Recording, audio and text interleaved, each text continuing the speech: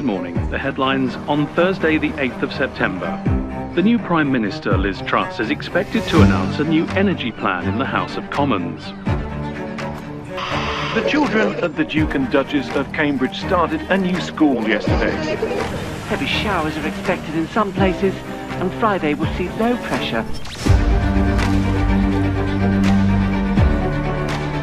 If you watched those breakfast bulletins on that Thursday morning, or listened to the radio, or even read the newspaper, or even went online, there wasn't a sniff of this huge news that would come later that afternoon. There was a change of Prime Minister. It was the dying days of the Boris Johnson regime and the handover to Liz Truss. Politics was everywhere. The government was in a state of crisis and meltdown. And we had this sense of what on earth is going on. We're in transition. There's this churn of prime ministers.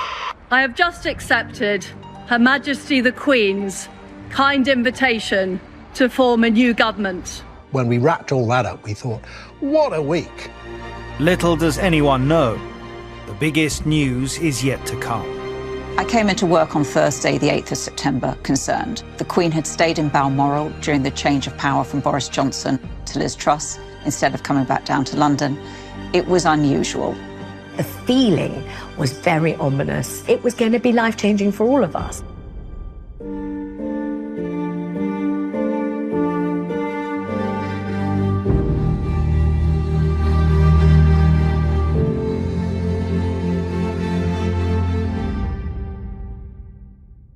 Seeing the photograph of the Queen that was taken just before the Prime Minister came into the room, she was looking frail, but she was in good spirits and on good form. She looked so thin, she looked so tiny. Her sort of face and her smile was so prominent because she was somehow so diminished. She was elderly and frail, but her eyes were twinkling and she had this wonderful, beaming smile on her face, as though she was enjoying this. People began to look and go, oh gosh, there really has been a decline since we last saw her. But the story moves on. She was already very frail, and this was exceptionally demanding. Suddenly the news came that the Privy Council, which would be a regular meeting of the Queen and the Privy Councillors to talk about the business of government that particularly related to the monarch, that wouldn't be held at all. She'd also cancelled a Privy Council meeting, which was most unlike her. And because the Queen had been so healthy for so many years.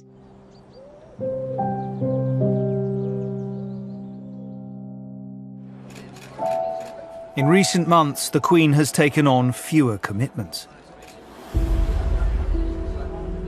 The Queen's engagement had been cut right back. She went to the Chelsea Flower Show. She opened the Elizabeth line. And it was obvious she was very frail. You saw a situation where every time the Queen attended an event, a member of her family was with her. I think the Queen probably always hated letting people down.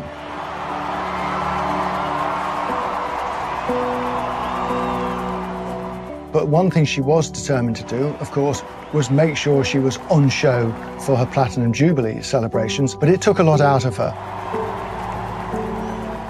The palace alluded to mobility problems, which were obvious, and back problems. There's been speculation about, was it more serious than that? There's lots of signs that there is something wrong and an underlying condition, but she was very eager, I think, to keep that private. So her next target really was to get to her beloved Scotland.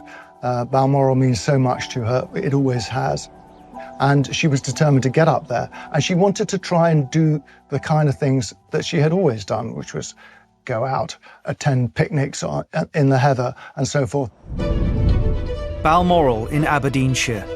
The 50,000-acre estate is the Queen's summer residence and thought to be her favourite place. A royal residence since 1852, it was bought for Queen Victoria by Prince Albert. That decision to spend that summer in Balmoral was very, very telling. Balmoral was her happy place. She called it, you know, a sort of piece of paradise in the Highlands of Scotland. They spent every summer there, and it was very much a place of family, of relaxation and retreat.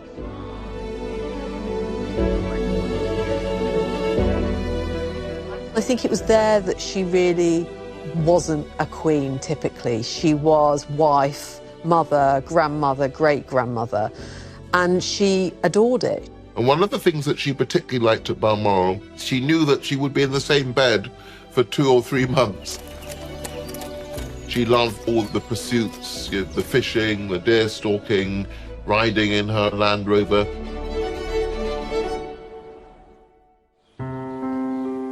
In the summer of 2022, the Queen's family are concerned for her health and never far from her side. The family knew that she was approaching the end, and there was an arrangement that her children in rotation would be there over that summer. Princess Royal and Tim Lawrence had been in residence for a week or so. By early September, so too are Prince Charles and Camilla, Duchess of Cornwall. But on the night of the 7th, they are 160 miles away. Charles and Camilla, who've been staying on the Balmoral estate at Birkhall, have gone down to Dumfries House in Ayrshire for a fundraising dinner. That same night of the 7th of September, the rest of the Queen's family are in England. Harry and Meghan, the Duke and Duchess of Sussex, are visiting from America. William and Kate, the Duke and Duchess of Cambridge, are at Adelaide Cottage in Windsor. They'd moved home from London to Windsor. Their children were starting a new chapter in their lives. They were all going to go to a new local school. Welcome, George. Welcome to Lambert. Hello, Louis. Welcome. And welcome, Charlotte. Lovely to have you with us.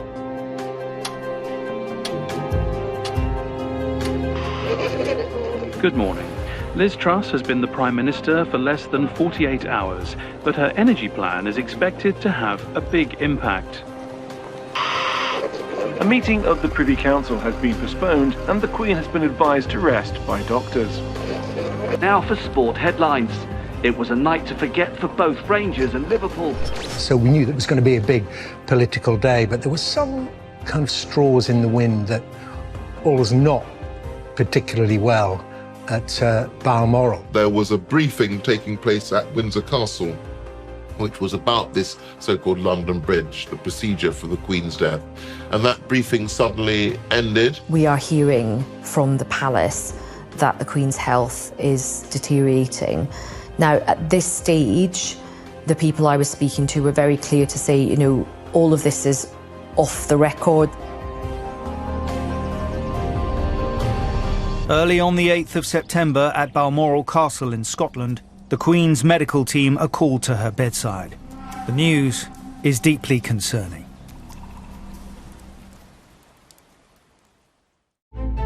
There was a phone call put through from Balmoral Castle that the Queen's condition had worsened and the Prince should hurry to his mother's bedside. I think the point is that it was already a very serious news story. When it happens, it will be entirely different. It will not be as we planned it.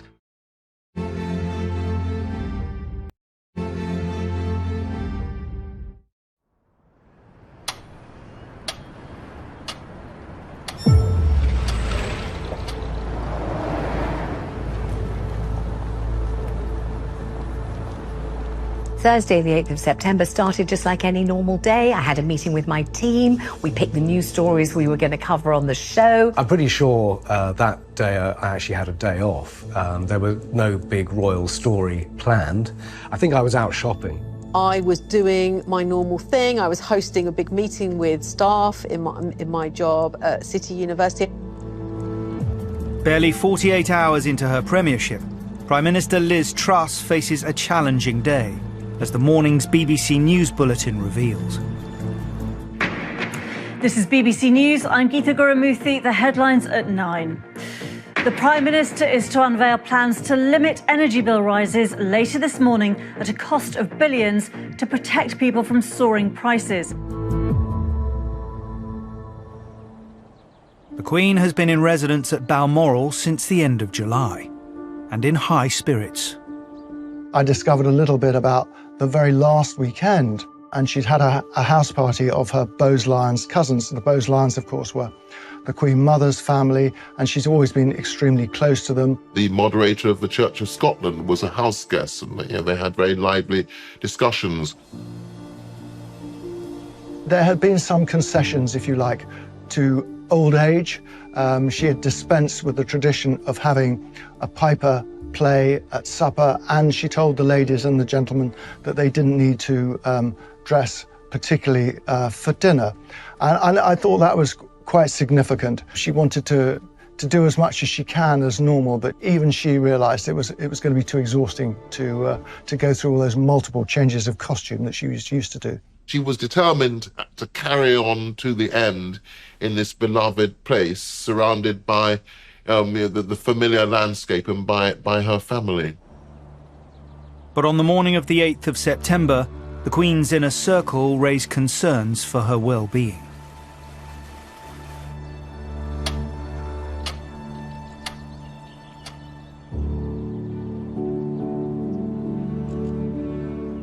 I think that when her maid went in to open the curtains to see if she had a comfortable night, there was something about the Queen's demeanour that wasn't right. But there was enough concern for a helicopter was sent to collect the Prince of Wales to fly him up to Balmoral. The former President Bush's daughter Jenna is about to interview the Duchess of Cornwall, and suddenly that's called off. And then they look out of the window and the helicopter is seen with the Prince of Wales and the Duchess of Cornwall leaving.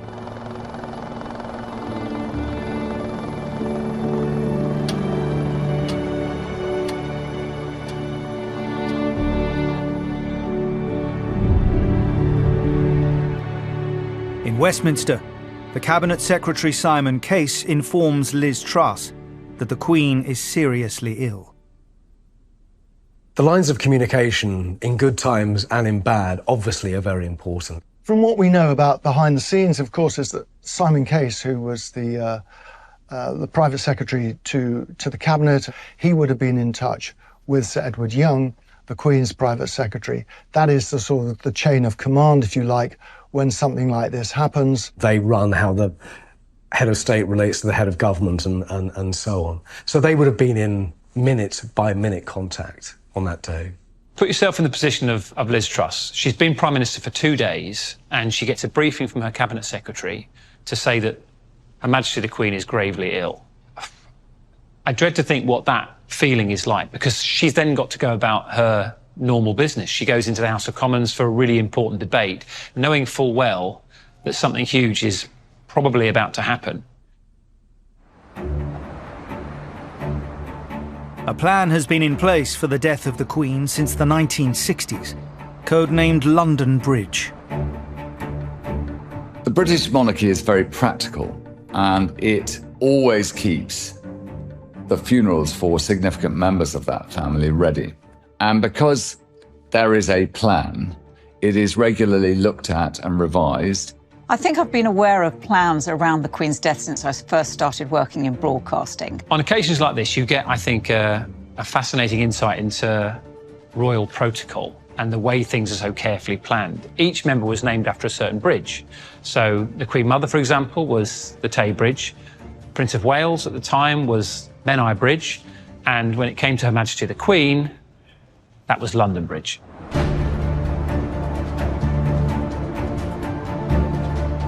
The Queen's death, London Bridge, was always going to be an immense event, partly because of how long she'd been on the throne. London Bridge, began planning decades ago, and the Queen will have overseen all of that. London Bridge is the living, breathing plan that have iterated over the decades as technology has changed and as the personnel involved have changed, and also as the Queen and her family's wishes changed over the years as well. Alongside London Bridge is a plan dealing with the Queen's possible death in Scotland, codenamed Operation Unicorn. The Queen had arrived only weeks before, and With her being a little more frail, the possibility of her dying in Scotland was deemed to be high enough to make sure that everything was tuned perfectly. And in the build-up to the Queen's final visit to Balmoral, the Garrison Sergeant Major went to work with the gamekeepers who the Queen had asked would carry her if she died at Balmoral. And they formed her first bearer party. These are men who she knew very well.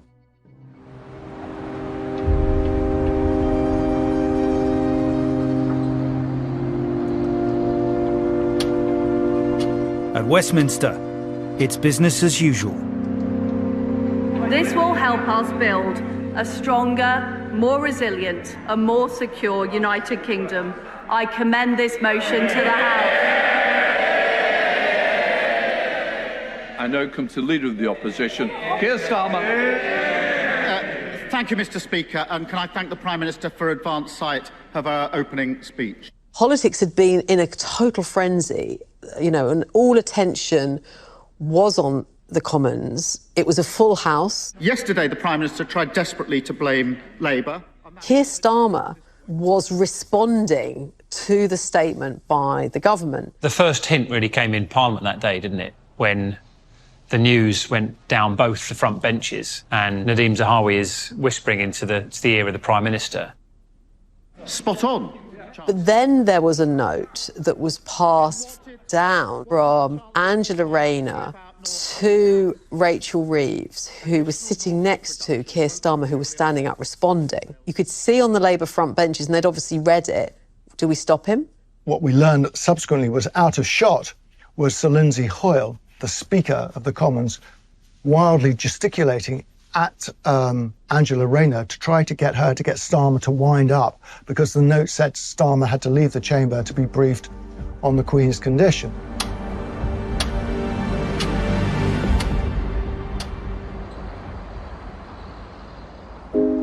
As the lunchtime news bulletins go to air, Buckingham Palace makes its first announcement on the Queen's condition. Following further evaluation this morning, the Queen's doctors are concerned for Her Majesty's health and have recommended she remain under medical supervision. The Queen remains comfortable and at Balmoral. Parliament responds immediately.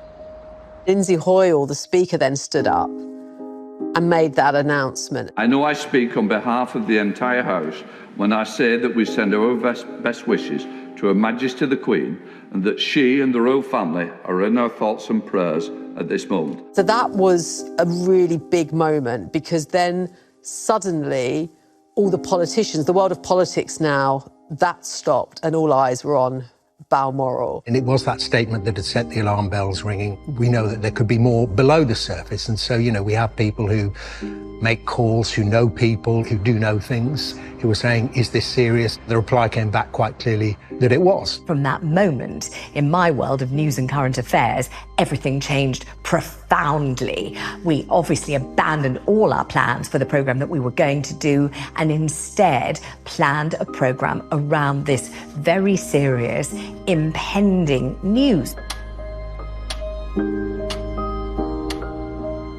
And then there began to be a series of tweets from the Prime Minister, the Leader of the Opposition, to Nicola Sturgeon in Scotland, all people saying thoughts with the Queen and the royal family. In the House of Commons, Liz Truss said the whole country will be deeply concerned, and the Archbishop of Canterbury says the prayers of the nation are with the Queen. I walked into the newsroom at about 12:30, just after the statement had dropped about her medical condition.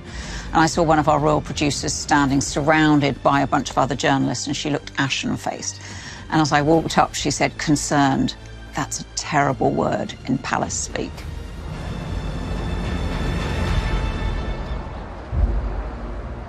Obviously, after that statement, we royal correspondents were all asking them for more information, and it was just radio silence, which is another sign, another alarm bell ringing there.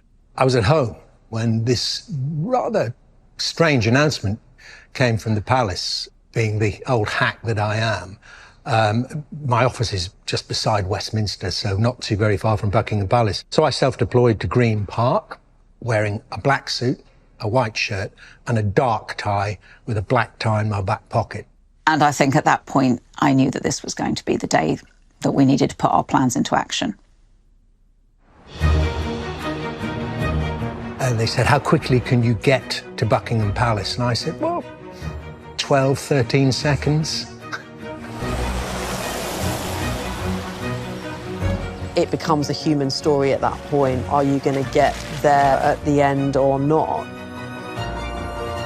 When we heard that the family were flying up to Balmoral, it was very clear what the significance of this was.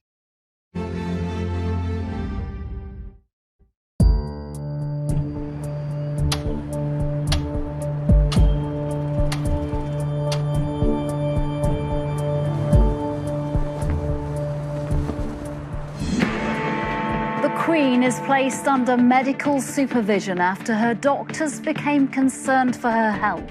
I think the point is that it was already a very serious news story by the time that we got that statement. So there really wasn't any question about whether we'd start deploying people. We obviously would. I had a bag packed in my office and had for quite a few months, just in case the Queen died. Behind the scenes, obviously, there was a lot of concern, and there was a feeling that it was probably going to be better to be safe than sorry. And I remember going back to my office and phoning ITN and saying, should I come in?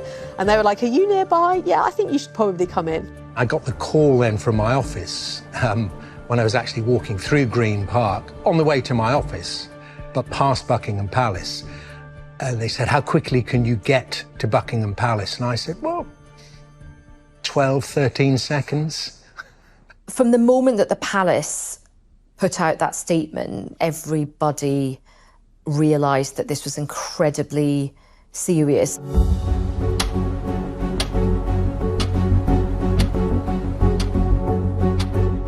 BBC One fades out its regular daytime schedule.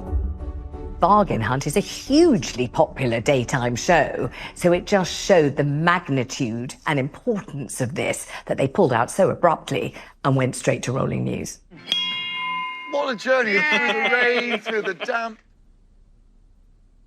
Welcome to viewers on BBC One. We have had news from Buckingham Palace that the Queen is under medical supervision at Balmoral. And then we learn that Prince William is on his way to Balmoral, but we know that he hasn't left yet. So nobody at this point is quite sure who's travelling with whom or exactly when. Buckingham Palace says the 96-year-old remains comfortable. Prince Charles and Camilla, who were staying on the estate, have travelled to be with the Queen, and the Duke of Cambridge is also on his way. Prince Charles and Camilla were in Scotland already. They made it to Balmoral. Princess Anne was there. But for the rest of the family to get there was going to be a race against time. The news was obviously grim, as Charles often does at moments of intense personal sadness and grief. He took himself off for a walk across the moors and through the forests around Birk Hall. His royal bodyguards didn't go with him. They knew where he was, because at some stage there was a phone call put through from Balmoral Castle to Birk Hall that the Queen's condition had worsened and the Prince should hurry to his mother's bedside. So they found him and they drove him the short distance back to the castle. Meanwhile, government officials prepared to deploy London Bridge, the plan for the monarch's death. I was always conscious that one day, and it could be very suddenly, it would come into operation. Jim Babington has spent 15 years writing guidelines to align local authorities with London Bridge.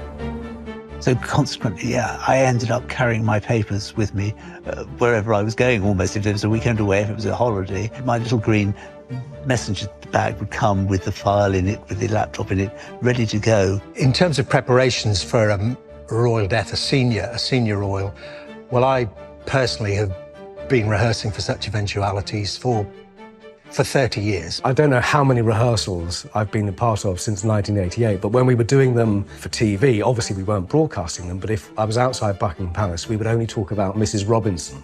We wouldn't talk about the Queen. And you would have to stand there with rehearsal written on my notepad. So just in case anybody back at base saw it and didn't know what was going on, they knew it was just a rehearsal. And I would always say at the end of those rehearsals, you do them in a studio with, auto cue, computers, wire services. I would always say when it happens, because it is when, not if. When it happens, it will be entirely different to this. It will not be as we planned it. How right I was.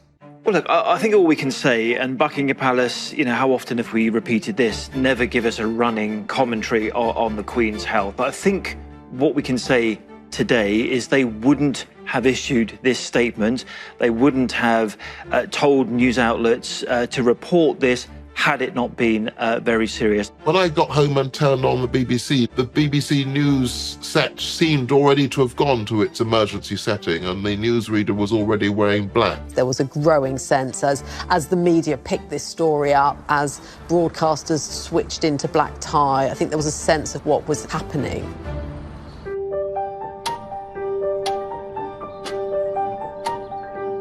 At Frogmore Cottage in Windsor, Prince Harry receives a call from his father.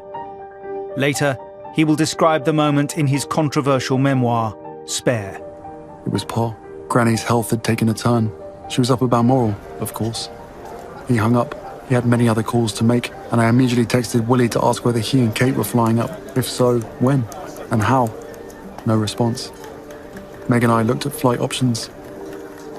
Harry, we know, according to his memoir, had tried to make contact with William, and William hadn't responded.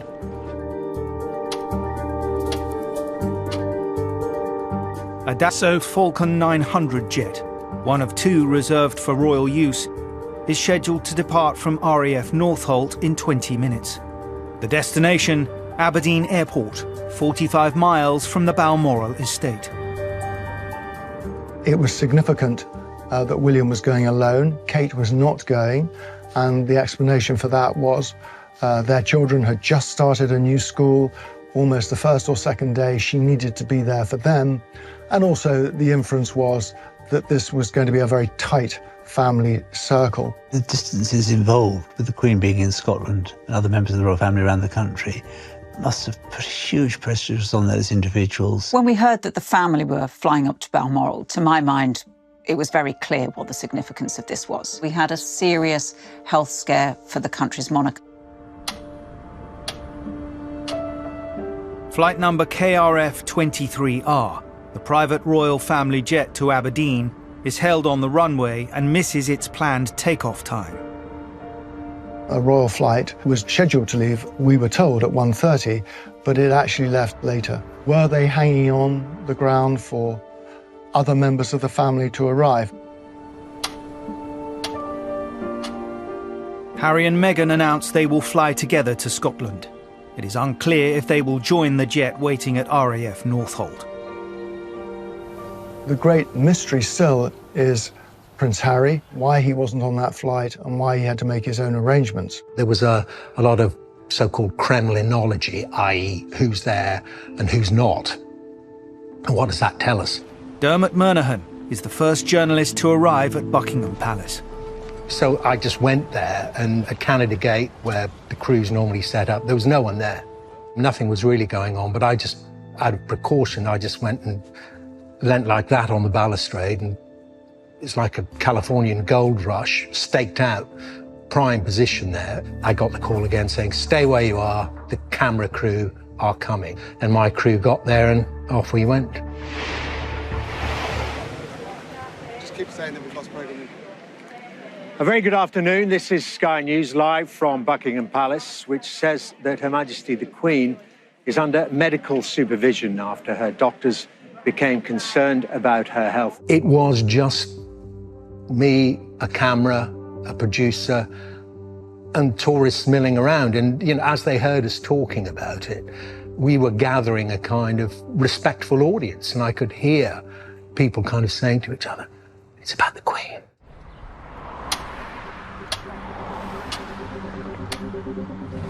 The royal flight finally takes off from RAF Northolt in West London. It has been delayed by 69 minutes. There is space for 14 passengers, but not all the seats are filled. Unknown to the wider world, Princes William, Andrew and Edward are on board, with Edward's wife, Sophie. They are due to arrive at Aberdeen Airport at 3:50 p.m.